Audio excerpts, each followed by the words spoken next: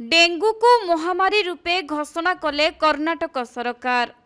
राज्य महामारी रोग आईन 2020 अनुसार यहाकू महामारी भावे घोषणा करा जायछि एवं नियम उल्लंघन कले सरकार कार्यानुष्ठान ग्रहण करिवे बोली चेतावनी दैछन्ति।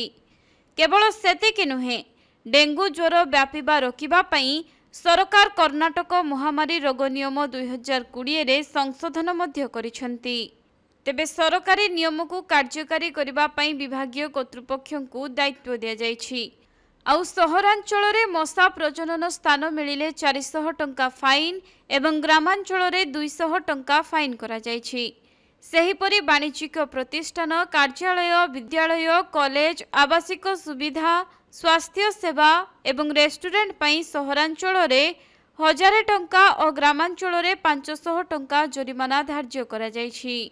सेहिपरि सक्रिय निर्माण स्थान, परित्यक्त अंचल एवं खाली स्थानगुड़िक पई उभय सहरांचल और ग्रामांचल रे जरिमाना 1000 टंका रखा जायछि।